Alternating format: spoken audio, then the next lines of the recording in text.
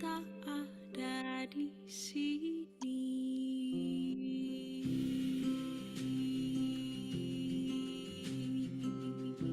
Oke, Assalamualaikum Bapak Ibu semua yang hadir di sini. Selamat malam, apa kabarnya hari ini? Insya Allah malam ini kita bertemu lagi di Talking bersama Kampung Hening. Tapi sebelum itu izinkan saya membuka dengan pantun biar teman-teman lebih semangat lagi ya. Siap? Bilang cakep ya. Jam dinding terus berdenting. Cakep. Daun pun kering-kering. Assalamualaikum teman-teman Kampung Hening. Ketemu lagi di Talking. Boleh dong tepuk tangan buat kita semua. Terima kasih nih buat Kampung Hening yang tiap bulannya ngadain Talking belajar bareng bersama para konselor keren-keren yang ada di sini. Terima kasih buat Bunda Sofi selaku Direktur Kampung Hening, tim yang suka tim Hore nih Bunda Reni, dan ada partner saya malam ini Ustadz Aslam. Selamat malam Ustadz. Sama-sama orang Bandung ya Ustadz, tapi baru ketemu di sini. Iya nih. Gimana Ustadz kabarnya? Alhamdulillah baik sekali. Mbak Fitri gimana kabarnya? Alhamdulillah, insya Allah baik. Ya, Alhamdulillah. baik teman-teman, insya Allah hari ini saya sama Ustadz Aslam akan membawakan tema yang lagi hits banget ya, dan lagi seru-serunya banget, itu tentang playing victim. Nah, jadi yang hari ini akan bareng-bareng bersama teman-teman ngomongin tentang playing victim itu apa sih? Mungkin kita sering dengar, tapi kadang kita nggak tahu apakah kita itu korban playing victim, jangan-jangan kita yang melakukan playing victim. Nah, untuk itu kita mulai saja. Eh, Alhamdulillah karena hari ini adalah kesempatan saya yang pertama. Izin share screen ya teman-teman ya. Sebentar.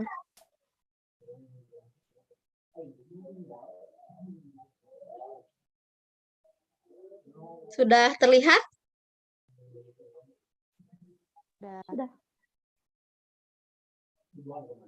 Gimana teman-teman, sudah terlihat share screen-nya? Sudah, Teh. Terima kasih. Oke, buat teman-teman, hari ini, malam ini saya seneng banget karena sebetulnya udah lama banget pengen bawain materi ini ya, playing victim. Karena akhir-akhir ini juga banyak banget klien saya yang merasakan bahwa dirinya itu selalu disalahkan gitu. Nah, kalau ngomong-ngomong playing victim, pasti selalu merasa bahwa kepikiran, kok aku yang disalahin padahal dia yang salah gitu. Tapi kenapa aku nggak berdaya dan nggak bisa apa-apa ketika disalahin, ketika mikir, kenapa jadi aku yang salah ya? Kenapa aku jadi yang minta maaf gitu? Biasanya playing victim ini terjadi di banyak orang gitu. Bedanya playing victim sama gaslighting itu biasanya kalau playing victim bisa terjadi di relasi manapun ya. Misalnya relasi pertemanan, relasi keluarga, relasi pasangan gitu, ataupun relasi pekerjaan gitu. Kalau gaslighting biasanya itu terjadi pada relasi romantis gitu ya. Biasanya suami istri pacaran gitu ya, itu biasanya gaslighting. Karena hari ini kita mau ngomongin tentang playing victim, jadi kalau teman-teman ingat playing victim nih, ngedengar kata playing victim, yang pertama kali terlintas itu apa? Boleh di chat dong, atau open mic. Ayo Teh Anita, apa Teh? Kalau ngedenger playing victim, apa sih Teh yang terlintas?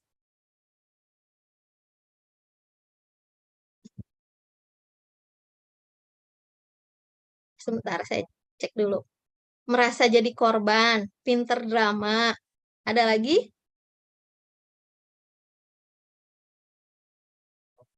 Selalu disalahkan gitu ya. Nah, teman-teman, playing victim ini erat banget kaitannya sama behavior gitu. Nah, di sini saya mau coba ngejelasin tentang behavior. Kenapa sih behavior gitu? Ternyata dengan playing victim itu erat sekali dengan namanya perilaku. dan perilakunya itu seperti apa gitu. Perilaku ini adalah kan behavior ini atau perilaku itu kan hasil dari informasi yang masuk ke dalam diri kita atau ke dalam otak kita, lalu mengalami filterisasi menjadi output. Nah, filterisasi ini akan ada yang namanya filter budaya, filter norma, filter pengasuhan, filter agama gitu. Dari sini akan menghasilkan yang namanya sebuah perilaku atau behavior. Biasanya perilaku itu akan sangat berhubungan erat dengan respon. Nah, contohnya misalnya kayak gini. Kalau perilakunya baik, responnya baik, maka namanya apa? Apresiasi kan? Jadi, ketika kita melakukan perilaku yang baik, lalu kita merespon dengan hal yang baik, berarti itu apresiasi. Tapi ketika kita melakukan perilaku yang buruk dan kita direspon dengan buruk lagi, itu namanya kritikan. Gitu. Nah, kalau kita berperilaku baik, tapi selalu direspon dengan sengaja, dengan powernya yang sengaja menyakiti, itu baru namanya playing victim. Karena playing victim itu perilaku yang disengaja untuk untuk memberikan respon negatif dengan power yang dia punya gitu, sehingga orang-orang yang ada di sekitarnya itu merasa bersalah, malah menjadi merasa bersalah dan berasa bertanggung jawab atas sikap yang dilakukan oleh orang itu gitu. Makanya playing victim ini akan sangat erat sekali dengan perilaku. Dan ini bisa dilakukan oleh siapapun, playing victim ini.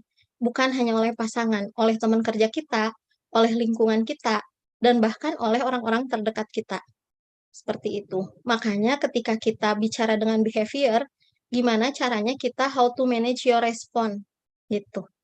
Jadi ketika perilaku itu muncul, maka bagaimana cara kita merespon. Nah, orang-orang yang playing victim ini sulit melakukan respon positif terhadap apa yang terjadi pada dirinya. Nah, kenapa? Ternyata ketika orang normal, ini skemanya ya, ketika orang normal mendapati kesalahan, mendapati masalah, maka mereka akan berpikir secara mature atau dewasa. Setelah itu, mereka akan menganalisis masalah ini kenapa bisa terjadi dan munculnya dari mana, gitu. Lalu melakukan list-list apa yang harus dilakukan untuk melakukan masalah tersebut. Setelah itu mengevaluasi, lalu menjadikannya sebuah solusi. Ini untuk orang-orang yang normal. Biasanya, orang yang normal itu ketika mendapati masalah, pertama kali yang akan dicari itu adalah biasanya hikmah atau wisdom ya, kebijaksanaan. Sehingga yang muncul itu adalah mature-nya. Kok bisa ya ini kejadian gitu? Masalah di saya ya? Atau apa sih penyebab terjadinya masalah ini? Sehingga kok bisa kejadian, lalu melakukan evaluasi dan solusi. Berbeda dengan orang-orang yang playing victim. Orang yang playing victim itu ketika mendapati sebuah masalah itu kan harapan dan kenyataan yang ada kesenjangan ya, tidak sesuai. Dia akan immature, tidak dewasa. Dia akan lebih mengedepankan ego. Ego ini adalah sebuah keakuan. Atau bisa juga dibilang I'm-ness ya, gitu. Dan si ego ini, kalau menurut Sigmund Freud itu ada 3. Ada id, ego, dan superego. Si ego ini balancing sebenarnya dari id dan superego. Tapi dia tidak bisa menaklukkan ini. Karena ego ini, dia merasa dengan egonya ini, dia yang paling benar. Dia tidak mungkin melakukan kesalahan. Gitu. Dia nggak mungkin melakukan hal-hal yang di luar kesalahan dia, gitu. Sehingga muncullah tidak bertanggung jawab terhadap masalah tersebut. Sehingga nyari tumbal. Nyari tumbal buat apa? Buat dia survive, biar nggak disalahin. Seperti itu. Jadi, dari sini aja kita bisa ngeliat ya, mana yang playing victim, mana yang enggak, gitu. Sebetulnya, mereka itu mempertahankan egonya karena mereka merasa bahwa aku tidak pernah salah, aku tidak mau disalahin, aku yang paling benar, dan aku nggak mungkin salah.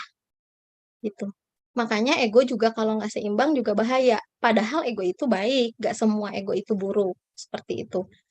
Nah, teman-teman, apa sih yang menjadi orang-orang playing victim ini terjadi gitu ya? Kenapa sih manusia bisa playing victim gitu? Atau manusia punya kepribadian seperti ini gitu? Ternyata penyebabnya itu ada 3 gitu. Yang satu adalah gangguan kepribadian. Biasanya gangguan kepribadian ini lekat banget sama gangguan kepribadian narsistik atau manipulatif gitu. Dan gangguan kepribadian ini kita nggak bisa judgement sendiri ya. Tetap harus ada diagnosa yang tegak dari ahlinya ya. Nggak bisa kita bilang, ih Mas Luki tuh playing victim, gangguan kepribadian. Kita nggak bisa kayak gitu gitu. Tapi memang kita bisa lihat ciri-cirinya gitu ya. Dan sekarang juga kan lagi musim. Nah, narsistik ini setiap orang pasti punya kepribadian narsistik. Makanya ketika teman-teman difoto, teman-teman pertama kali yang akan dilihat adalah foto dirinya sendiri. Misalnya teman-teman difoto nih di sama teman-teman yang lain gitu. Pertama kali yang akan dilihat adalah fotonya sendiri. Karena kita punya kepribadian narsistik. Tapi yang bahaya itu adalah ketika narsistik ini sudah tidak bisa dikendalikan oleh diri gitu ya. Yang sering diomongin NPD ya seperti itu. Dan gangguan kepribadian manipulatif. Selain itu juga, selain gangguan kepribadian, bisa disebabkan oleh trauma.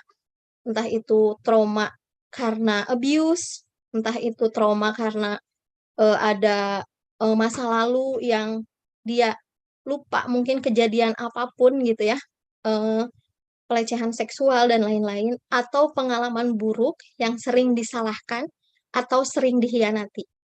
Jadi 3 faktor ini bisa membuat seseorang menjadi playing victim, seperti itu. Nah, mudah-mudahan kita semua enggak ya, mudah-mudahan kita semua menjadi manusia-manusia normal ya, yang bijaksana melihat sebuah permasalahan dan mampu merespon hal tersebut dengan baik, gitu. Nah, lalu siapa orang-orang yang bisa direspon, yang bisa dilakukan oleh orang lain atau dilakukan manipulasi ini oleh orang playing victim?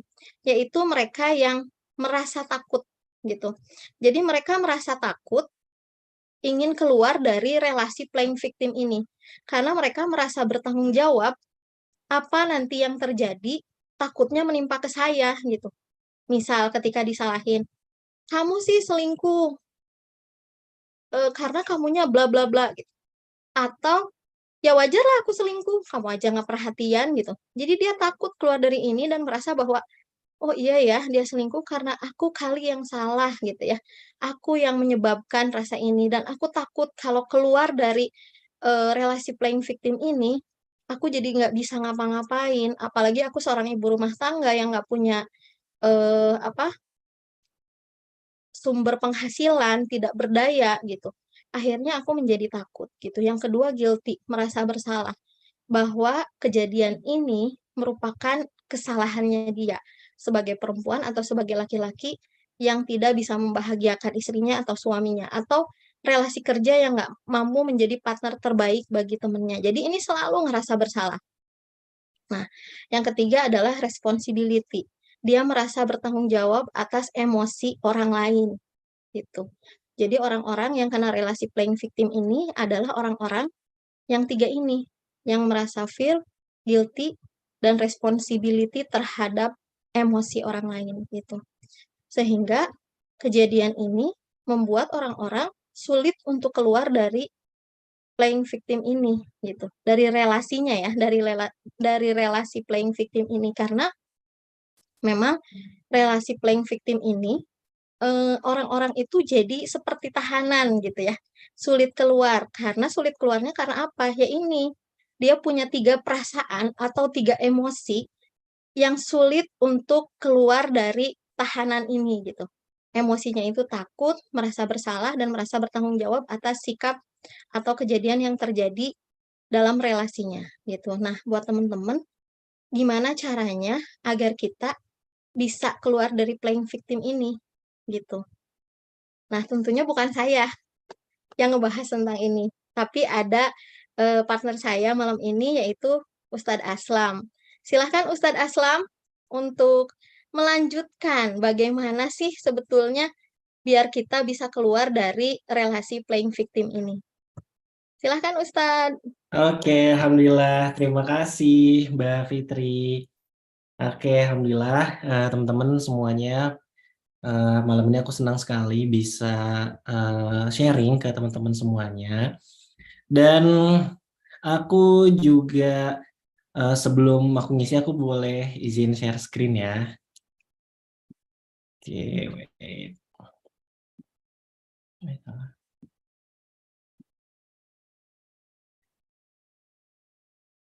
Oke, sudah terlihat teman-teman semuanya? Sudah terlihat? Belum Ustadz? Oh, belum? Udah, sekarang udah. Udah ya? Oke. Oke, aku mulai dulu. Bismillah. Assalamualaikum warahmatullahi wabarakatuh. Waalaikumsalam. Alhamdulillahirrahmanirrahim. Alamal Quran, khalaqal insana lamahul bayan. Asyhadu an la ilaha illallah wahdahu la syarikalah wa anna Muhammadan abduhu wa rasuluh. Allahumma shalli ala nabiyyina Muhammad wa ala alihi wa ashabihi wa man tabi'ahum bi ihsan ila yaumiddin. Alhamdulillah, rekan-rekan semuanya, sahabat-sahabat semuanya. Aku malam ini alhamdulillah kedapatan kesempatan untuk dapat amal kebaikan untuk sharing ke teman-teman semuanya. Tapi sebelum aku sharing, aku izin perkenalan sedikit ya. Perkenalkan, nama aku Fuji Aslam, aku biasa dipanggil Aslam. Aku pernah berkuliah di Islamic University di psikologi di Doha. Lalu aku pernah masuk pesantren ya di Ma'had Ar-Rahman Quranic College, fokus di tahfizul Quran dan tadabbur. Lalu alhamdulillah aku pernah mendapatkan kesempatan untuk bergabung dalam program beasiswa spiritual counselor di Kampung Hening. Dan singkat aja aktivitas aku saat ini, aku menjadi trainer bersama Bunda Sofi juga, bersama Coach Adnan di Trainer Forest Camp. Terus kemudian aku alhamdulillah sekarang aktif di Bandung, aku menjadi pemerhati psikologis terutama di SDM SIF Pemuda Hijrah miliknya Ustadz Hanan Ataki. Lalu aku menjadi konselor for parent di Sekolah Rimba Indonesia. Dan itu singkat aja dan langsung aja ya kita ke materinya ya. Sebetulnya apa treatment yang bisa kita lakukan terhadap diri sendiri dan si playing victim? Kan ini ya yang menjadi trouble ketika kita hidup berdampingan. Bagaimana perspektif dalam Islam memandang playing victim? Bagaimana pendekatan secara psikologi terhadap si playing victim ini gitu. Nah, jadi sebenarnya aku pengen ngejelasin dulu tentang fungsi otak. Fungsi otak itu ada pelajaran di psikologi itu namanya neuroscience. Neuroscience itu adalah respons otak terhadap kejadian apa yang terjadi dalam diri kita. Nah, simpelnya adalah bagian otak itu ada amigdala namanya. Di bagian tengah, di belakang prefrontal cortex. Apa sih fungsi amigdala, teman-teman? Fungsi amigdala itu Allah berikan kepada setiap manusia, bahwa manusia itu mampu melihat sesuatu yang bahaya, yang membahayakan dirinya. Yang kira-kira dia akan mendapatkan something wrong, misalnya kalau dia melakukan sesuatu itu. Nah, amigdala akan merespons itu. Misalnya kita lagi perjalanan ke Bandung, tiba-tiba di Maps ada warna merah, ya, ada warna merah yang tandanya kalau itu macet. Lalu ada gambar di situ, misalnya ada gambar kayak kecelakaan gitu. Kan kalau kecelakaan kelihatan ya di Google Maps. Maka amigdala akan merespons untuk apa? Bahwa ini ada bahaya di sini. Lalu amigdala akan memberikan informasi terhadap prefrontal cortex untuk mengambil sebuah keputusan kalau aku tidak baik lewat jalan situ. Maka lebih baik aku lewat jalan lain. Nah, PR-nya adalah biasanya si playing victim ini amigdalanya kebanjiran gitu. Jadi misalnya kalau amigdalanya kebanjiran, apa yang akan terjadi? Dia akan melihat segala sesuatu itu adalah bahaya. Bahaya terhadap dirinya, membahayakan dirinya, yang akhirnya kalau orang udah dalam penuh bahaya, dia akan seperti orang tenggelam. Orang tenggelam kalau misalnya dia mudah mau tenggelam, dia akan mencari pegangan sesuatu apapun walaupun itu juga akan membuat dia tenggelam. Akhirnya, kalau misalnya orang dapat sesuatu, dia semuanya menyalahkan dirinya, atau dia merasa bahwa dirinya itu udah salah, dirinya itu salah, atau dirinya itu something wrong. Kayak misalnya tadi kan udah dijelasin nih, ada sama Mbak Fitri bahwa ada fear di situ, ada guilty di situ kan ya, bahwa kenapa kok bisa gitu, karena amigdalanya kebanjiran gitu. Akhirnya dia merespon segala sesuatu itu bahaya terhadap dirinya. Nah, biasanya yang perlu dilakukan adalah endorfin oksitosinnya pasti diperbanyak, kadar bahagianya mesti diperbanyak tuh buat orang-orang playing victim. PR-nya adalah bisa nggak kita berperan untuk bisa memberikan endorfin oksitosin terhadap mereka, atau justru endorfin oksitosin kita justru berkurang. Kadar bahagia kita justru malah berbahaya nih gitu ya, karena kita berdampingan dengan orang playing victim. Makanya kita perlu bijak bagaimana respons kita ketika kita berdampingan terhadap orang playing victim, ataupun saat kita menangani orang playing victim, ataupun tanpa disadari kita sendiri amigdalanya lagi kebanyakan. Kira-kira nih apa yang perlu kita lakukan? Nah, aku akan membahas dulu dari segi Islam memandang playing victim. Jadi di masa Rasulullah SAW, peristiwa yang bisa dikategorikan playing victim dilakukan oleh Bani Ubayrik, ya. Sebagaimana kisah yang disebutkan dalam Sunan Tirmizi nomor 2962. Jadi dari Qatadah bin Nu'man dan dinilai hasan oleh Muhammad Nasiruddin Al-Albani. Jadi Bani Ubayrik ini melemparkan tuduhan kejahatan pencurian yang dilakukannya kepada Labid bin Sahal. Padahal Labid bin Sahal adalah terkenal orang yang sangat soleh. Tapi karena dia sebenarnya dia tuh melemparkan tuduhan kejahatan itu, akhirnya ya udah tertuduhlah si Labid bin Sahal ini, padahal terkenal soleh loh si Labid bin Sahal ini. Lalu Rasulullah lantas menegur Qatadah, engkau mendatangi keluarga yang mereka sebut muslim dan baik, lalu engkau menuduh mereka mencuri tanpa kepastian dan bukti. Nah, akhirnya khusus untuk orang-orang yang playing victim, ada satu ayat yang asbabun nuzulnya relate dengan playing victim di surah An-Nisa. Jadi surah An-Nisa ayat 105 sampai 113 ini khusus buat orang-orang yang playing victim dan bagaimana respons kita saat menghadapi atau berdampingan atau kita jadi korban playing victim. Udah ada nih di Al-Qur'an. Nah, di surah An-Nisa ayat 105 sampai 113. Aku bacain ayatnya. Yang paling relate-nya itu ayat 106 ayat 105 sampai 108. Aku bacain ya.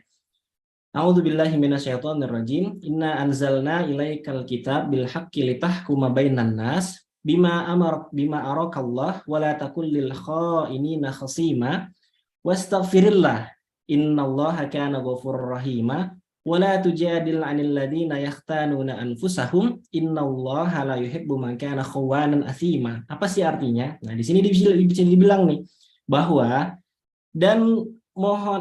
sungguh kami telah menurunkan Al-Quran kepadamu Muhammad membawa kebenaran agar engkau mengadili antara manusia dengan apa yang telah diajarkan Allah kepadamu. Terus kemudian dan engkau janganlah engkau menjadi penentang orang yang tidak bersalah. Nah, itu respons kita. Jadi karena membela orang yang berkhianat. Nah, Al-Quran menyebut playing victim ini sebagai di situ disebut khosimah. Khosimah itu adalah orang yang berkhianat. Terus kemudian wastaghfirillah, dan mohonkanlah ampun kepada Allah. Lalu selanjutnya di bawah selanjutnya, dan janganlah kamu berdebat untuk membela orang-orang yang mengkhianati dirinya. Jadi kalau ada orang yang playing victim, sebetulnya dia sedang mengkhianati dirinya sendiri. Sungguh Allah tidak menyukai orang-orang yang selalu berkhianat dan bergelimang dosa. Terus kemudian ini sampai ke bawah itu banyak banget teman-teman bisa sahabat bisa baca sendiri bagaimana respons kita yang sebetulnya juga akan aku bahas di slide ini. Jadi bagaimana respons kita bagi dalam psikologi, pandangan psikologi dan pandangan Al-Qur'an dalam merespon playing victim. Nah, akhirnya dari sini kita udah dapat referensi nih alhamdulillah dari Al-Qur'an terhadap bagaimana Al-Quran atau Islam memandang playing victim dan bagaimana kita merespons orang yang playing victim. Nah, aku pengen ngomongin simpelnya adalah dampak terhadap psikologis diri kita sendiri jika berdampingan dengan si playing victim. Gitu tadi, alhamdulillah tadi sudah dijelaskan ya sama Mbak Fitri bahwa ciri-ciri orang playing victim tadi. Terus kemudian sekarang ada loh dampaknya terhadap diri kita. kalau kita berdampingan dengan si playing victim. Yang pertama adalah perasaan penat dan terbebani. Jadi berinteraksi dengan orang yang selalu berperan sebagai korban, karena amigdalanya kebanjiran, akhirnya selalu merasa bahwa dirinya korban, nggak mau disalahin, merasa dirinya paling benar, terus kemudian akhirnya fitnah sana fitnah sini gitu. Karena jujur li aku juga pernah dapat klien yang ternyata dia bongkar sana bongkar sini, ke akunya wah masya Allah gitu ya. Tapi alhamdulillah ala kulli hal itu semua bagian dari skenario-nya Allah untuk mendewasakan. Terus kemudian dapat menyebabkan kita merasa penat dan terbebani.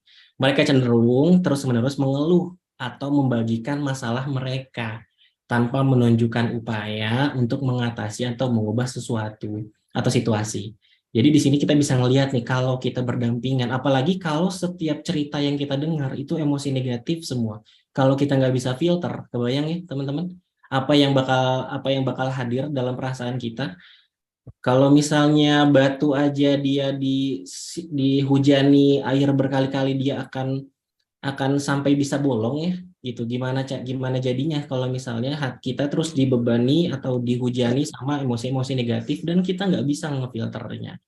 Maka biasanya perasaan beban dan terbebani akan muncul di hidup kita tuh atau di pikiran kita.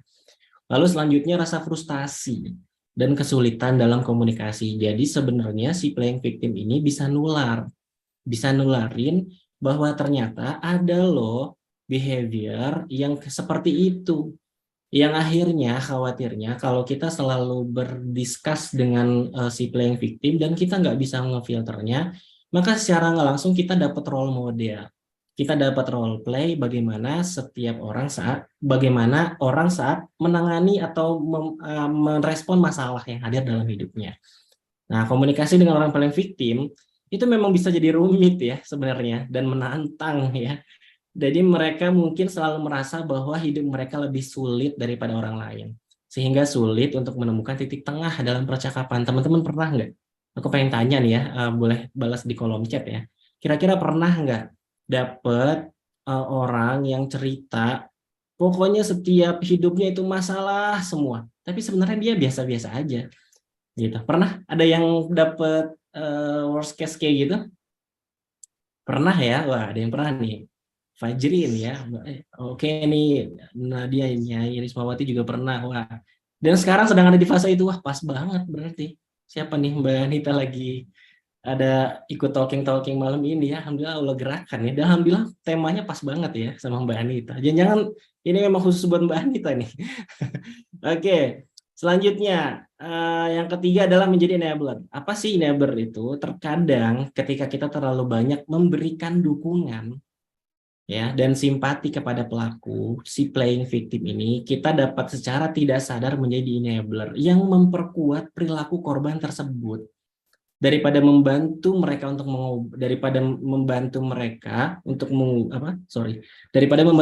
mengubah pola pikir dan perilaku. Nah, jadi jangan sampai kalau misalnya kita lagi dapet emosi atau lagi dapet cerita playing victim, si itu mah emang nggak bisa diharapin, si itu mah emang begini orangnya, emang dia mah nggak bisa diajak kerja sama. Terus tiba-tiba kita jadi enabler lah. Gimana tuh enabler? Emang sih dia memang kayak gitu. Wah, udah tuh. Kita udah secara tidak langsung kita berempati dan kita bersimpati dan mendukung bahwa sebetulnya kita mengiyakan atau mengkonfirmasi bahwa yang dia lakukan itu benar. Dan itu sebetulnya makanya kita perlu objektif dalam menerima setiap cerita orang lain. Ya perlu objektif nih kira-kira nih, apalagi sekarang di zaman sosial media gitu ya, di zaman sosial media di mana kalau aku sekarang tipikal yang kalau ngelihat sosial media ada berita apapun, aku nggak akan tanggepin. Kenapa? Karena aku harus tahu dulu nih dari sisi ini gimana, dari sisi itu gimana. Wong kalau misalnya kita aja ngelihat orang sholat bisa beda-beda, ada yang di segini gitu ya, ada yang begini, ada yang begini, ada yang di samping kiri. Kenapa? Karena waktu zaman Nabi Muhammad mencontohkan sholat, itu kan ada yang ngelihat sholat, ada yang dari depan, ada yang dari kanan, ada yang dari kiri, ada yang dari belakang, sehingga orang memandang something satu hal itu berbeda-beda. gitu. Jadi kita perlu objektif setiap menerima cerita siapapun itu orangnya. Jangan langsung mengiyakan, iya si ini mah begini, enggak kayak gitu. Maka kita perlu filter, dan kalau misalnya kita bisa objektif, kita jadi bisa terhindar nih dari perasaan penat, rasa frustasi, atau akhirnya kita jadi justru emosi kita juga jadi bad mood juga. Nah, kita bisa terhindar dari hal-hal kayak gitu. Kayak gitu. Bahkan ada loh, kalau kita dapat korban atau kita dapat cerita dari si playing victim, kita juga jadi ikutan emosi. Padahal sebenarnya orang itu nggak ada masalah sama kita. Kita jadi ke bawah dendam juga, ada loh yang kayak gitu. Nah, sekarang PR-nya adalah lalu apa yang harus kita lakukan jika berdampingan dengan si playing victim. Nah, ini aku katakan tadi yang pertama, itu kita tetap objektif, teman-teman. Cobalah tetap objektif dan tidak terbawa emosi dalam menghadapi peran korban. Hindari mengambil peran sebagai penyelamat atau penguat para peran korban yang mungkin semakin memperkuat pola perilaku tersebut. Jadi sebenarnya kalau kita objektif, kita tuh bukan nggak sayang sama mereka, atau kita nggak peduli misalnya, atau kita lebih kayak benar-benar, oh emang iya dia kayak gitu ya. Sebenarnya kita bukan nggak sayang sama mereka, justru itu adalah cara kita tuh menyayangi mereka, menyayangi si playing victim. Biar apa? Biar nggak keterusan, biar kita nggak mengiyakan perilakunya. Emang benar sih itu kayak gitu? Emang benar? Emang di mana tempatnya? Emang kok bisa dia kayak gitu? Perasaan dia nggak kayak gitu deh. Nah, kita objektif. Kalau misalnya kita nggak bisa mengutarakan, silakan objektif dalam diri sendiri. Oh, dalam pikiran kita langsung bisa memfilter setiap informasi yang masuk. Kita harus tetap bisa objektif setiap cerita-cerita yang dilayangkan sama si playing victim. Lalu selanjutnya tetapkan batas gitu ya. Kalau aku tipikal kalau misalnya udah tahu nih gitu ya, si ini nyalahin ini, si ini nyalahin itu, si itu nyalahin ini gitu ya, maka aku akan maka respon yang perlu kita lakukan adalah kita punya batas ya.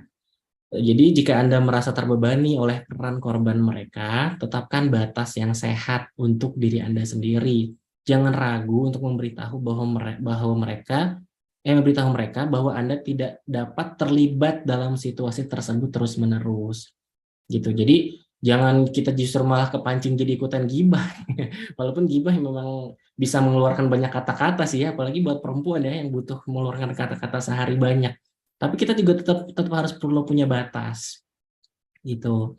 Selanjutnya yang ketiga adalah kalau misalnya kita berdampingan dengan si playing victim, kita punya positivity talks. Apa sih? Alihkan perhatian pada hal-hal positif dan konstruktif. Jadi kita bisa misalnya gini, hindari memberikan perhatian berlebihan. Nah, itu konstruktif ya. Atau menguatkan peran korban dengan selalu memberikan simpati dan perhatian atas setiap cerita atau keluhan mereka. Nah, ini juga perlu nih kita nih.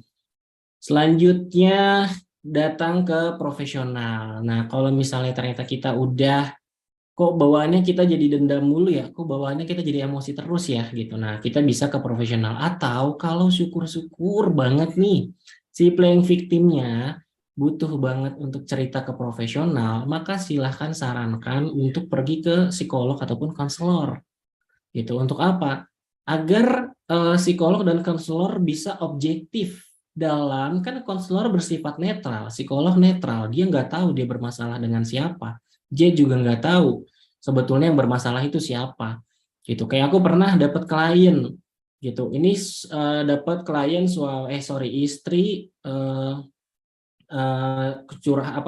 konsul terus kemudian menyalahkan suaminya bla bla bla bla bla. Apakah aku langsung bisa menyalahkan suaminya walaupun dari sekian semua cerita istrinya itu adalah semua keburukan-keburukan suaminya? Enggak, kita harus tetap bersifat objektif walaupun memang itu adalah sebuah kesalahan. Kapan aku bisa objektif? Kalau kita bisa dapat juga data dari suaminya. Gitu. Maka kalau misalnya kita dapat hal-hal yang kayak gitu, ya kita hanya bisa melakukan hal-hal yang kalau sebagai psikolog ataupun konselor, kita hanya perlu untuk melakukan hal-hal yang objektif untuk pertumbuhan dirinya sendiri, untuk si klien. Jadi ini adalah 4 hal yang kalau misalnya kita berdampingan dengan si playing victim. Nah, yang terakhir ya, itu adalah sebetulnya ada doa, dan sebetulnya ada zikir juga yang sebetulnya itu juga bagus buat kita terlindung dari kejahatan-kejahatan yang sebetulnya itu datangnya dari setan melalui makhluknya. Salah satunya buat dianjurkan sekali untuk seorang perempuan itu zikir pagi petang. Kenapa? Zikir pagi petang itu seperti punya tameng dalam diri kita. Jadi apalagi ada doa Allahumma inni a'udzubika min ghalabatid din wa qahrir rijal, dari kejahatan laki-laki, baik itu datangnya dari setan, baik itu datangnya dari kemunafikan orang itu misalnya, atau dia memang berbuat jahat, kita bisa berlindung dari zikir pagi petang. Jadi memang zikir pagi petang itu sangat-sangat rutin, perlu banget rutin, apalagi seorang perempuan. Kenapa kok perempuan sangat-sangat dianjurkan untuk berzikir pagi petang? Karena kalau misalnya kita bisa melihat hadis Nabi bahwa kelak seorang perempuan itu paling sulit untuk bisa terhindar dari fitnah gitu. Kenapa?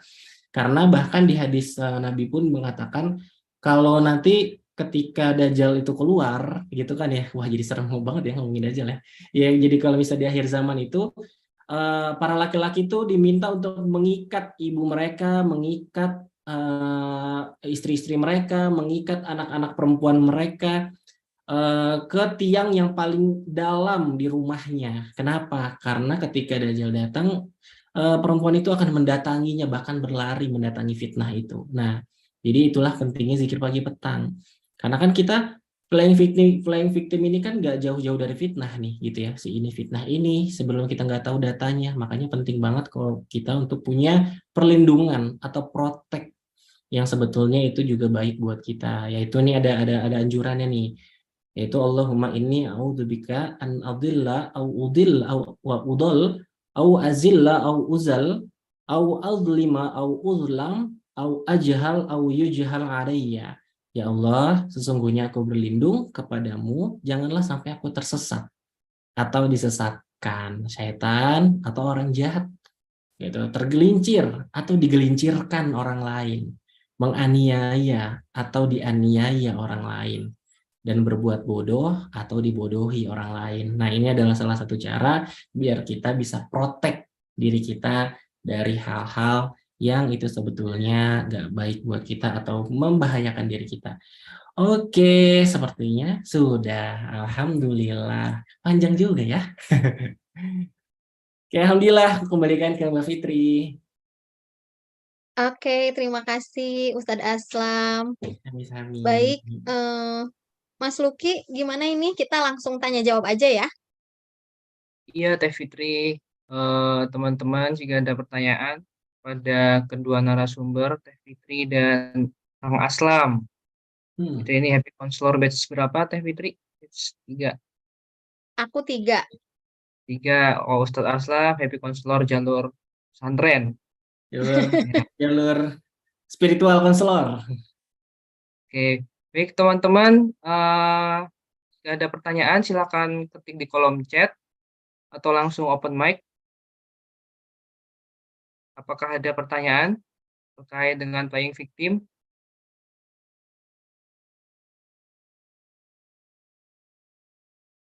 Kalau belum ada, saya mau bertanya dulu nih, Teh Fitri dan Kang Aslam. Untuk playing victim ini, apakah termasuk ke dalam toxic relationship nggak sih? Gimana pendapatnya? Boleh dong Ya. di-share. Oke, mau saya dulu atau Ustadz dulu? Mangga, Mbak Fitri. Oke, siap. Sebetulnya gini Mas, apapun hubungannya yang satu dirugikan dan yang satu di ini ya, yang satu merasa nyaman gitu, berarti itu sebenarnya toxic relationship. Sebetulnya apapun itu ya, mau itu gaslighting, mau itu playing victim, mau itu manipulatif gitu kan, itu semuanya sebetulnya toxic relationship. Makanya saya selalu bilang, ngasih tahu ke orang-orang bahwa gini loh, ketika aku ketawa dan kamu ketawa, itu namanya kita lagi bercanda. Kalau kamu ketawa, aku tersiksa, itu namanya kamu bullying sama aku gitu. Jadi toxic relationship itu tidak selalu berupa pasangan dan lain-lain, tapi apapun relasinya, baik sama teman-teman kerja di kantor, itu juga namanya toxic relationship sih Mas, menurutku gitu. Oh, wah, bagus ya. Ketika kamu tertawa, saya tersiksa, itu bullying ya. Iya. Your suffering is my happiness gitu bahasa Inggrisnya. Betul. Selanjutnya ke Kang Aslam gimana Kang? Sudah tadi? Sudah, alhamdulillah. Sudah terjawab. Sudah terjawab. Baik. Baik, teman-teman, apakah ada pertanyaan? Kalau ada pertanyaan bisa open mic atau chat.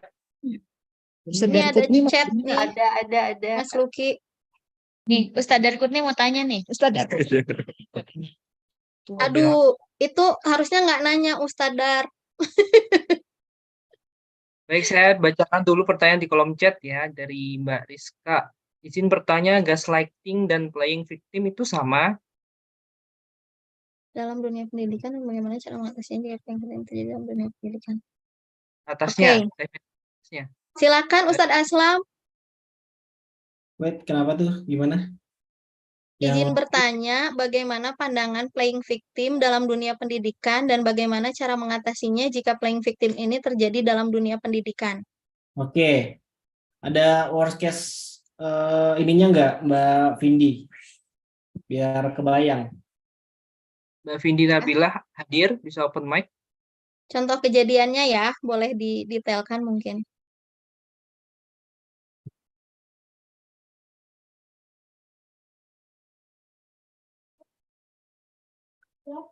Intinya kalau misalnya sebetulnya tadi bahwa ketika seseorang itu si amigdalanya kebanjiran gitu ya. Amigdala ini kebanjiran bisa dari mana aja. Tadi sudah dijelaskan sama Mbak Fitri, bisa jadi ada trauma yang belum selesai dari seorang itu. Akhirnya dia belum clear dengan masalahnya sendiri.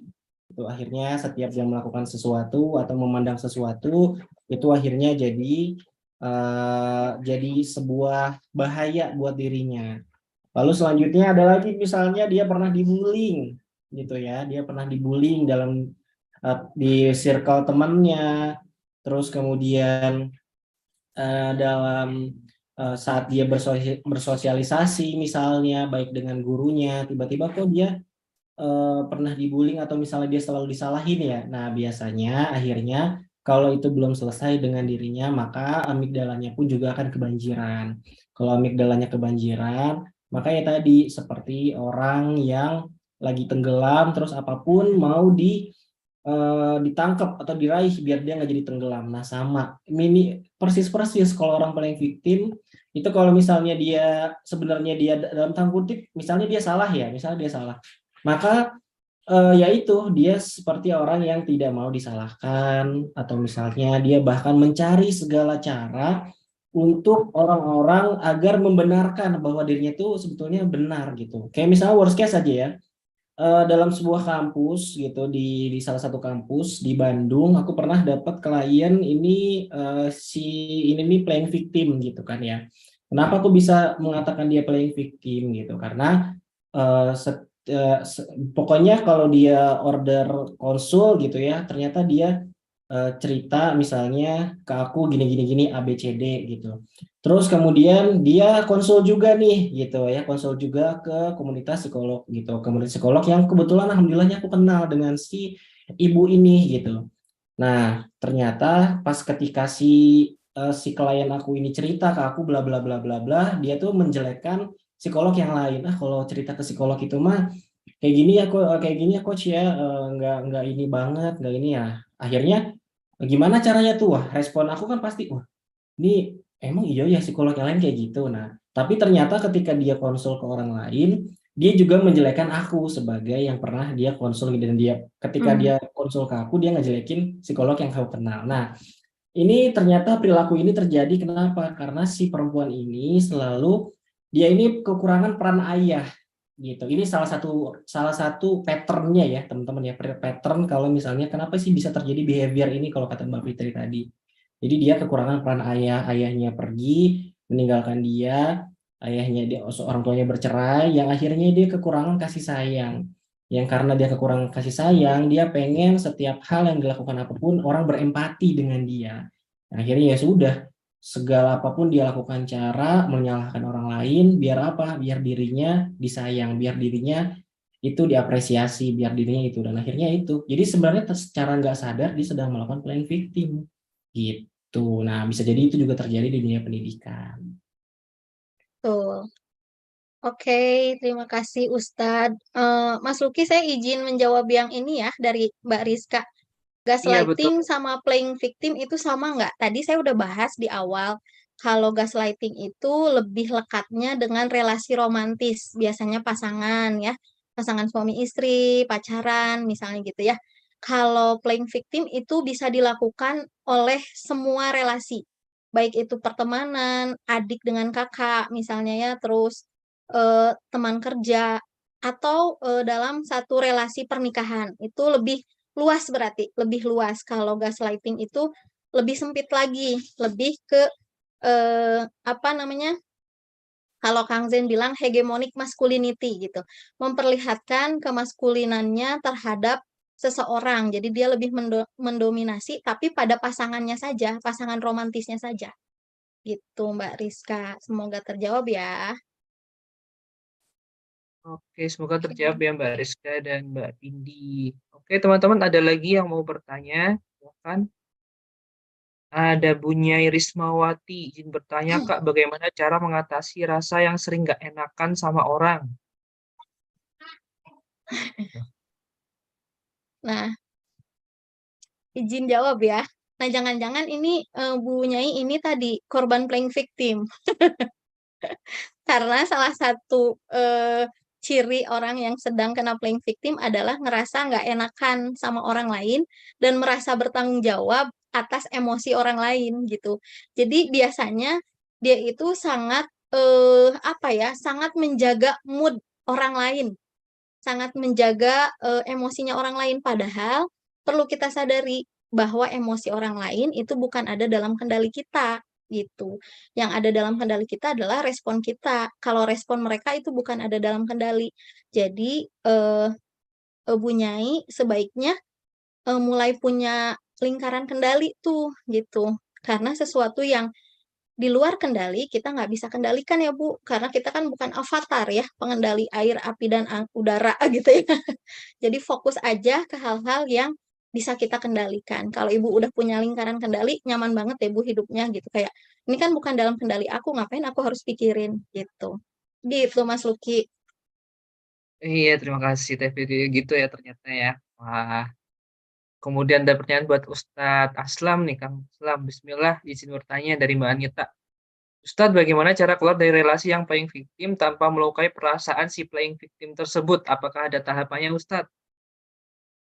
Oke, kalau misalnya ternyata kita sudah terjebak pada circle yang si playing victim tadi. Nah, kita kalau misalnya udah terjebak, alhamdulillah kita sadar bahwa kita sedang terjebak, ya itu yang paling pertama tuh ya.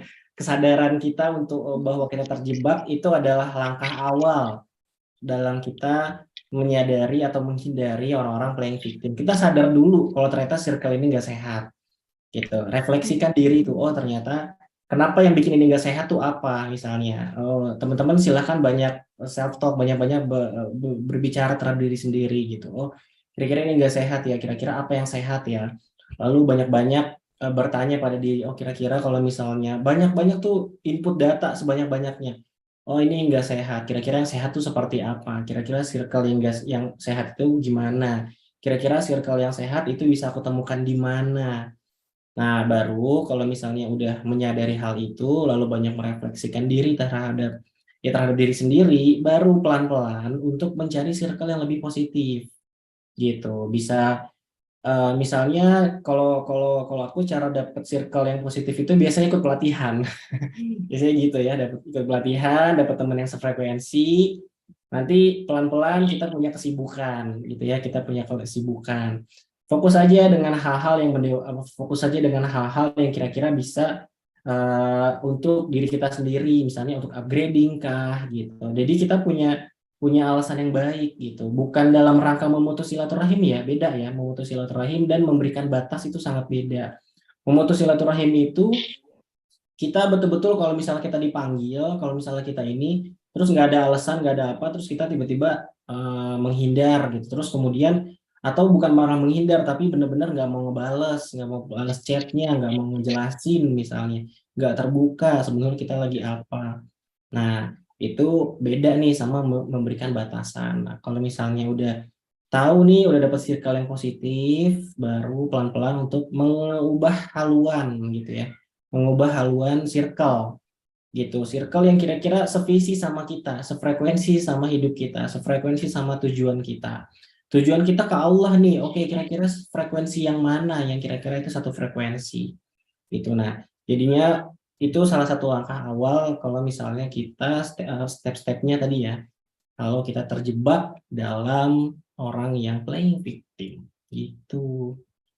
Oke, makasih Kang Aslam. Wah, sarannya ya ikut komunitas yang positif, circle yang positif. Circle kebetulan nih, kan Kang Aslam Teh Fitri itu dari circle Happy Explore tuh. Teman-teman nanti bisa ikut pelatihan ya, komunitas atau pelatihan ya. Tuh. Di tanggal 28 ada pelatihan Happy Counselor.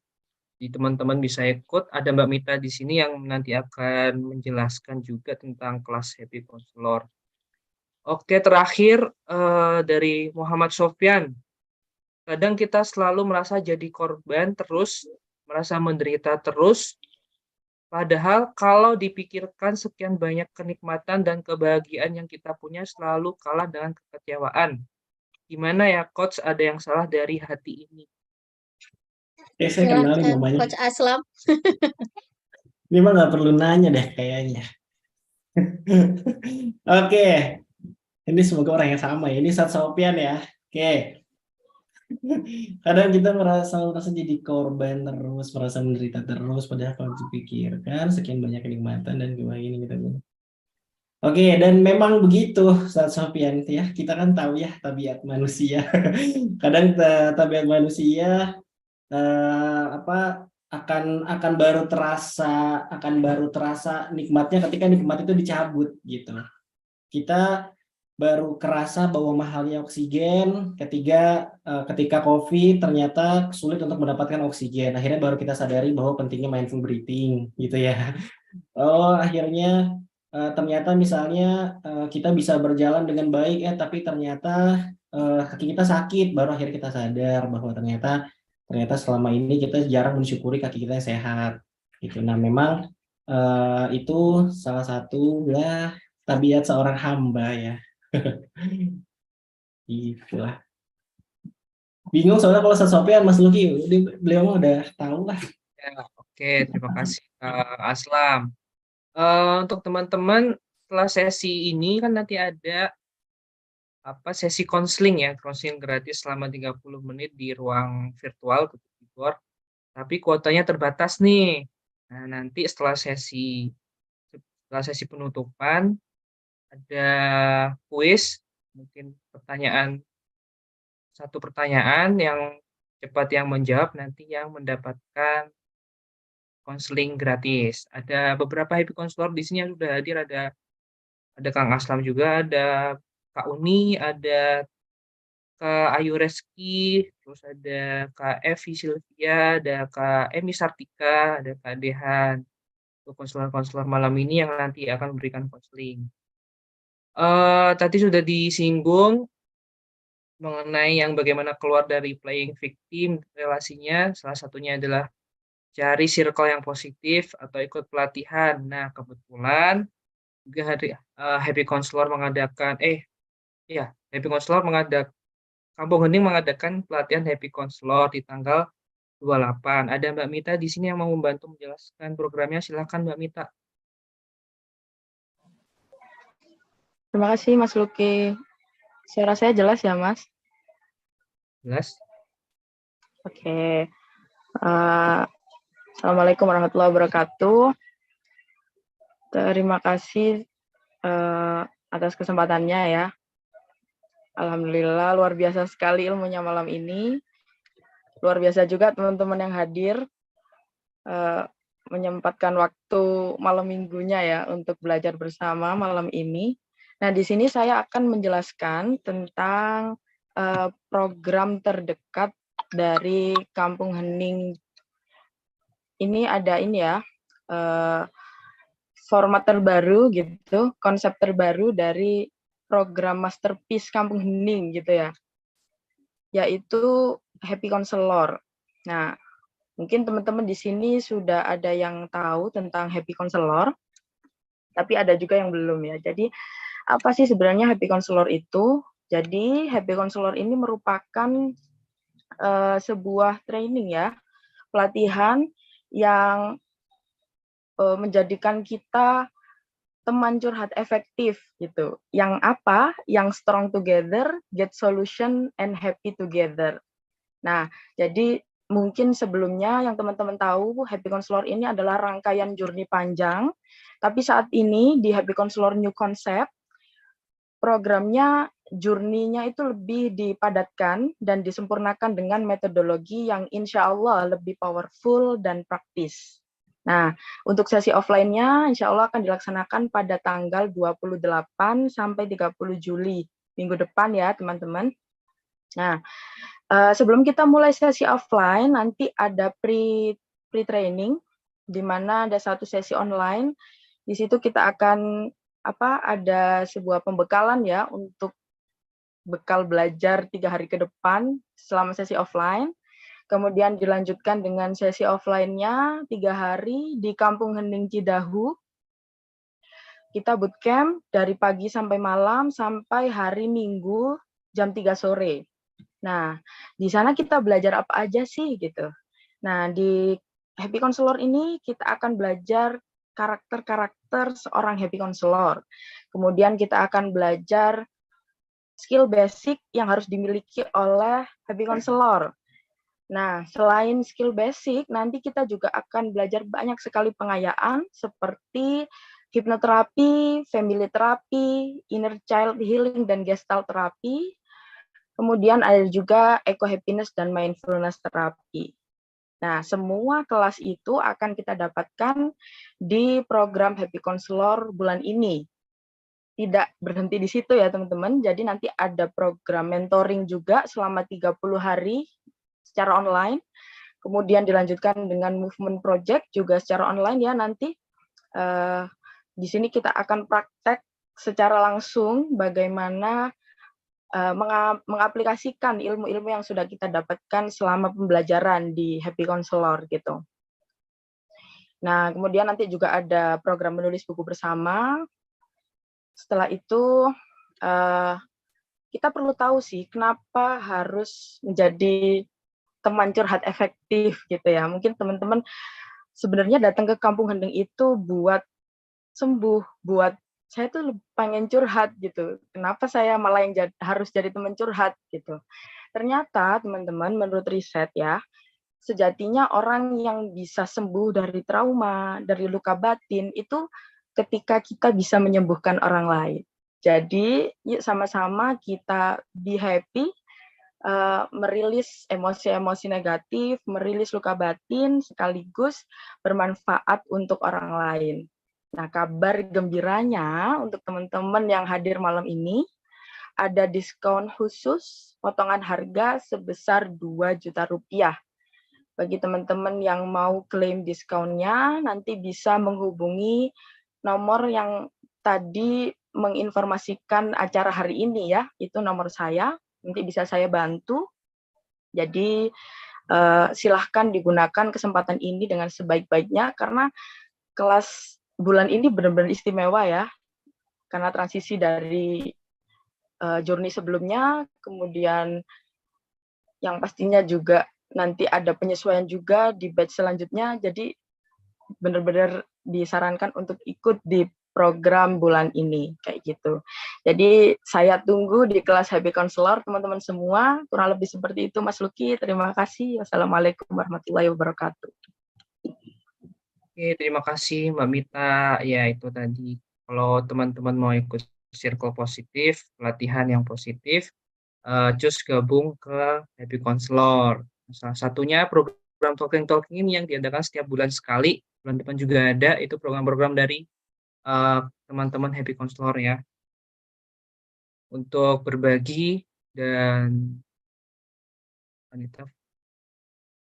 Oke, untuk untuk selanjutnya penutup, silakan Teh Fitri dan Kang Aslam kata-kata penutupnya. Baik, Mas Luki, ada closing statement ya sedikit dari saya ketika kita bertemu Silakan. dengan orang yang playing victim itu kita jangan ngasih atensi yang berlebihan sama mereka gitu. Karena dengan kita ngasih atensi atau simpati yang berlebihan, mereka merasa diiyakan perasaannya gitu. Sedangkan yang harus kita lakukan adalah disadarkan. Tapi apa yang terjadi bila itu terjadi pada keluarga kita sendiri? Betul banget tadi kata Mbak Mita, biar jadi support system yang baik, yuk teman-teman boleh ikutan happy counselor karena nanti kita bakalan tahu harus gimana dan bagaimana cara menghadapi orang-orang yang kena luka batin itu gitu. Karena playing victim adalah bagian dari rasa luka batin yang masih ada sampai saat ini. Seperti itu mungkin Mas Luki. Terima kasih Teh Fitri. Sebelum ke Kang Aslam, sebentar. Saya mau kasih kuis untuk pemenangnya nanti akan mendapatkan konseling gratis setelah sesi ini ya. Kuisnya adalah bisa nanti dijawab di kolom chat. Sebutkan organ tubuh yang sering disebut oleh Kang Fuji Aslam. Organ tubuh bagian otak.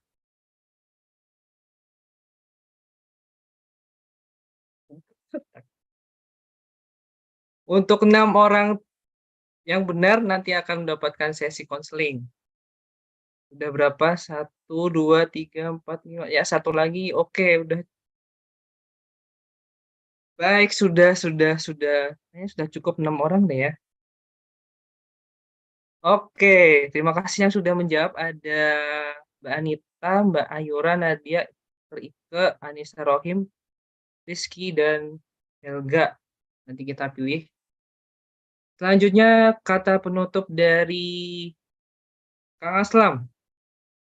Oke, kalau karena aku sudah merasakan bagaimana nikmatnya punya circle yang positif, maka buat teman-teman yang kita nggak tahu orang-orang yang bersinggungan dengan kita itu orangnya seperti apa saja, dengan latar belakangnya bagaimana saja, maka silahkan cari sebanyak-banyaknya mungkin circle yang positif, circle yang satu frekuensi, circle yang bisa bikin kita, kalau misalnya kita salah, kita diingetin dengan cara yang baik gitu ya.